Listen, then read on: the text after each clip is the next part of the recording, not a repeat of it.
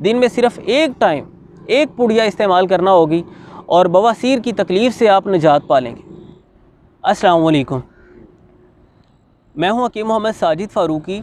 आज की हमारी वीडियो बहुत ही स्पेशल है, बहुत ख़ास है। वैसे सारी वीडियोज़ अहम होती हैं क्योंकि हम जड़ी बूटियों से मुतल्लिक़ जानते हैं, सेहत से मुतल्लिक़ अहम मसाइल को जानते हैं, उनके सलूशन पर बात करते हैं। लेकिन आज की वीडियो आप कह लीजिए कि ज़रूरत से ज़्यादा अहम है। मैं अमूमन टू दी पॉइंट बात करता हूँ, मुख्तसर बात करता हूँ और मुख्तसर बात को ही पसंद करता हूँ। जैसा कि रसूलुल्लाह सल्लल्लाहु अलैहि वसल्लम का फरमान है, मिन हुस्नि इस्लामिल मरई तर्कुहु मा ला यानी। इंसान के इस्लाम का हुस्न और ख़ूबसूरती इस चीज़ में है कि वो ला यानी बेमकसद लग़्व चीज़ों को छोड़ दे, मुनासिब बात करे और मुनासिब काम करे। लेकिन आज मैं बात को थोड़ा सा लंबा करूँगा और उसकी मैं ज़रूरत महसूस कर रहा हूँ। मुख्तसर बात नहीं करूँगा, थोड़ा सा पहले आपको एक वाक़या सुनाऊँगा और उसके बाद हम जड़ी बूटी के ख़वास पर बात करेंगे।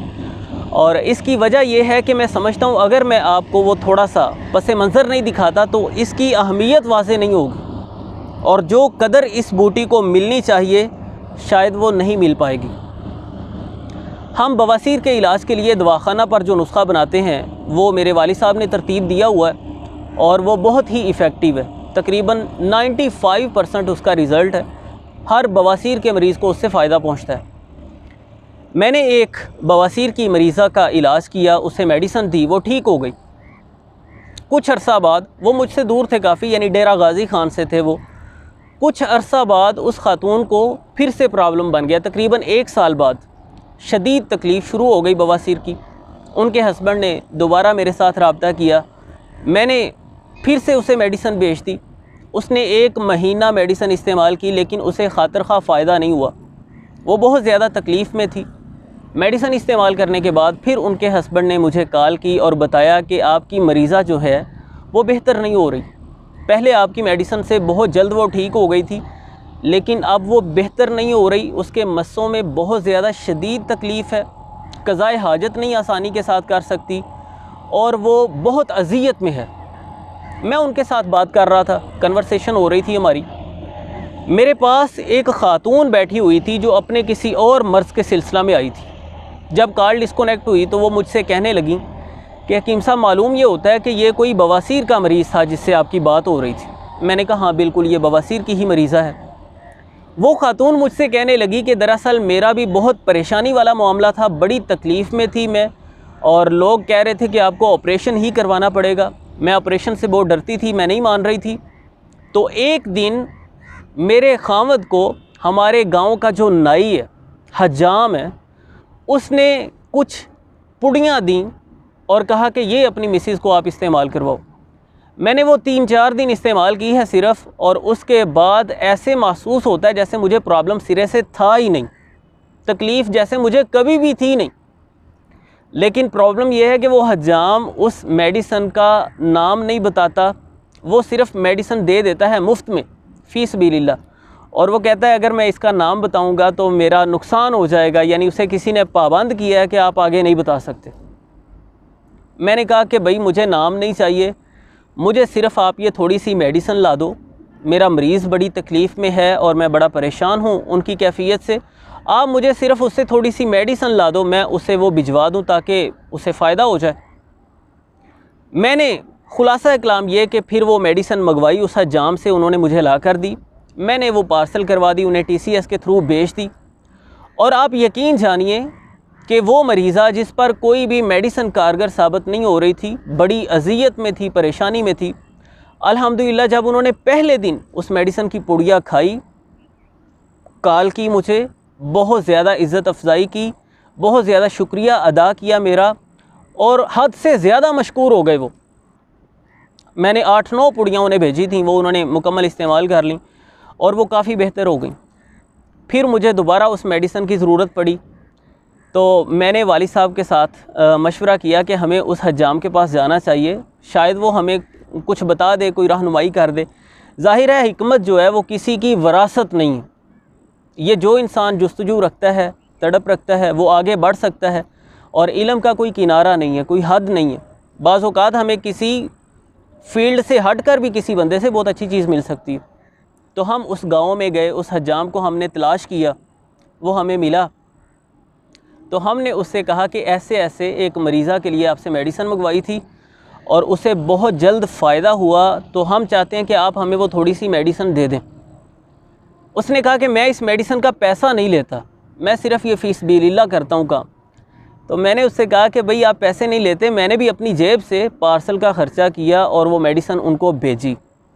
उसे इस बात से बहुत ज़्यादा खुशी हुई, उसने हमें थोड़ी सी अपने पास से मेडिसिन भी दे दी और वो कहने लगा कि ये कोई ख़ास चीज़ नहीं है, आम पैदा होने वाली जड़ी बूटी है जिसे हम चिरायता के नाम से जानते हैं। ये इतनी लंबी बात, हालांकि मैं आम तौर पे लंबी बात नहीं करता, आप जानते हैं अगर आप मेरी वीडियोस देखते हैं।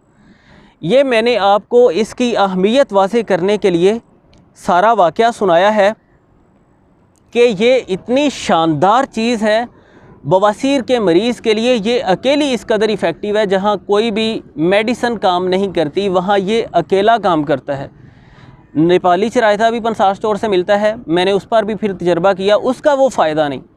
उसके बाद मैंने और कई बवासीर के मरीज़ों को वो नेपाली चिरायता दिया, उन्हें भी फ़ायदा हुआ, लेकिन इतनी तेज़ी से नहीं। अब मैं पिछले 3-4 माह से इस इंतज़ार में हूँ कि ये पक कर तैयार हो। गंदम की कटाई का जब वक्त आता है, गंदम पक कर जब तैयार होती है तो ये चिरायता भी तैयार हो जाता है। अगर हम इसे थोड़ी सी मोहलत और दे दें, अभी आप देखें हमने ये थोड़ा सा उखाड़ लिया है, अगर हम इसे थोड़ी सी मोहलत और देते तो ये मज़ीद बड़ा हो जाता। इसकी आप पहचान कर लीजिए, ये पौधा ज़रा दिखाइए, इसकी आप पहचान कर लीजिए, इसके पत्तों को देखिए, इस तरह के इसके पत्ते होते हैं और चौरस यानी 4 पहलुओं वाली इसकी शाख होती है और कुछ इस तरह का इस पर फूल होता है, यानी जिसके 5 किनारे होते हैं।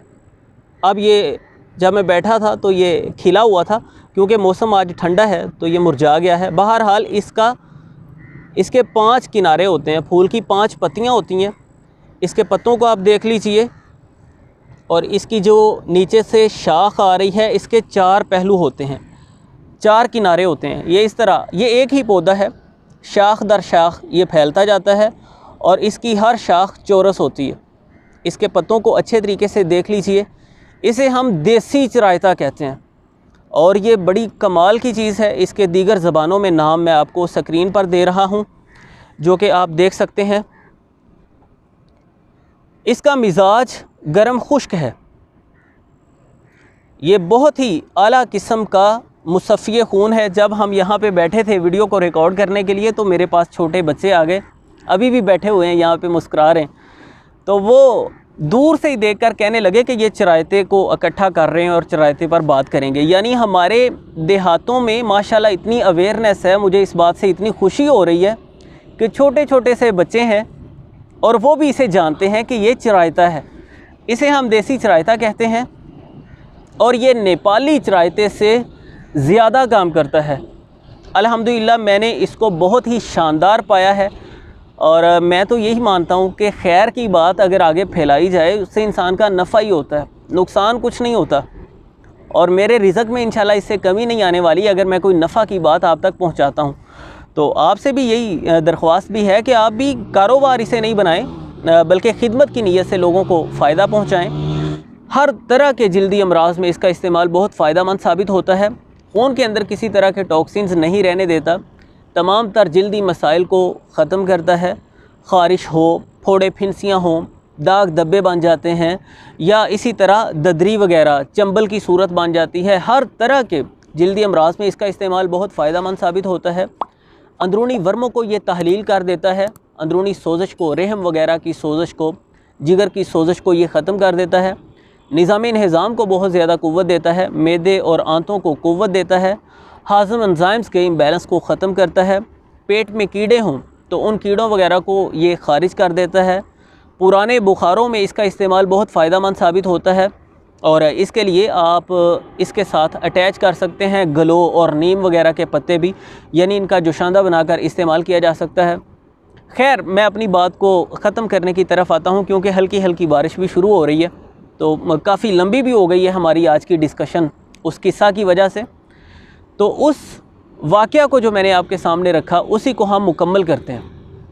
बवासीर के मरीज़ों के लिए इसके इस्तेमाल की जो सूरत उस हज्जाम ने इख्तियार की और जिस तरीक़ा से मैंने इसका इस्तेमाल करवाना शुरू किया और इसे 100% इफ़ेक्टिव पाया, और इंशाल्लाह मैं समझता हूँ कि बवासीर के मरीज़ को ऑपरेशन की ज़रूरत नहीं पड़ेगी।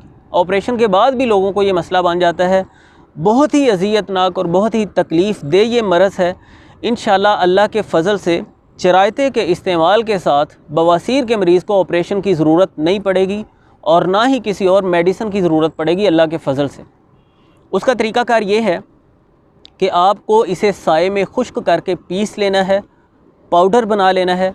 रोज़ाना सुबह खाली पेट 2 से 3 ग्राम आपको ये चरायता पानी के साथ खा लेना है, इसका पाउडर। और आपने खाना खाना है मूली के सालन के साथ। मूली का ज़्यादा से ज़्यादा इस्तेमाल कीजिए। मूली आपने पकानी है काली मिर्च डालकर और इस सालन के साथ आपने खाना खाना है। पहले 3 दिन खाली पेट पुड़िया खाने के बाद मूली के सालन के साथ खाना खाना है मुनासिब वक्फ़े के बाद। उसके बाद आपको पहले खाना खा लेना है मूली के सालन के साथ, यानी सुबह को जब आप नाश्ता करें, और बाद में ये 2 से 3 ग्राम सफ़ूफ़ खा लेना है पानी के साथ। इंशाल्लाह सिर्फ़ आपको 6-7 दिन इस तरीक़ाकार के साथ ये दवा इस्तेमाल करना होगी। दिन में सिर्फ़ एक टाइम एक पुड़िया इस्तेमाल करना होगी और बवासीर की तकलीफ़ से आप निजात पा लेंगे। और बाकी बवासीर के मरीज़ को जो ख़ास परहेज़ करना चाहिए, इस पर मैं खैर पहले भी वीडियोस बना चुका हूँ, लेकिन अहम बात यह है कि ऑयली चीज़ें नहीं खाएगा, वो गोश्त वगैरह अंडे नहीं इस्तेमाल करेगा, फ़ास्ट फूड्स कोल्ड ड्रिंक्स वगैरह और प्रोसेस्ड फूड बिल्कुल इस्तेमाल नहीं करेगा, चाय वगैरह का इस्तेमाल नहीं करना, सादा ग़िज़ा खानी, सब्ज़ियाँ और फल ज़्यादा से ज़्यादा इस्तेमाल करने। और इसी तरह बलगमी बुखारों में ये बहुत फ़ायदेमंद साबित होता है, जिस्म को तक़वियत देता है, मसल्स की भी क़ुव्वत को बहाल करता है।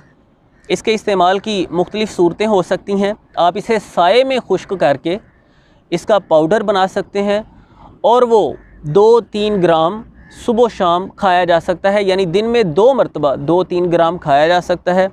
इसका जो शांदा इस्तेमाल किया जा सकता है। आप इसका शरबत बना सकते हैं, मतलब इसे साए वगैरह में खुश्क करके बाद में इसे कुतर लें, पीसीस बना लें इसके, और अच्छे तरीके से इसको पकाएं, मुनासिब पानी डालकर अच्छे तरीके से पकाएं। इसमें कोई क्वांटिटी की लिमिटेशन नहीं है, यानी मुनासिब सा चरायता हो उसमें मुनासिब सा पानी डाल के अच्छे से पका लीजिए।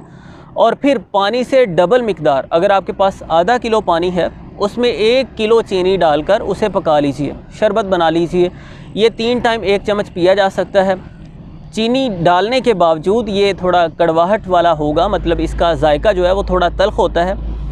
तो मैं समझता हूँ कि जिस तरह इस बात में मुझे नफ़ा नज़र आया और मैंने ये ज़रूरत महसूस की कि इसे दूसरों के साथ भी शेयर किया जाए, ज़्यादा से ज़्यादा खल्क़े खुदा को इस बात से नफ़ा पहुँचे।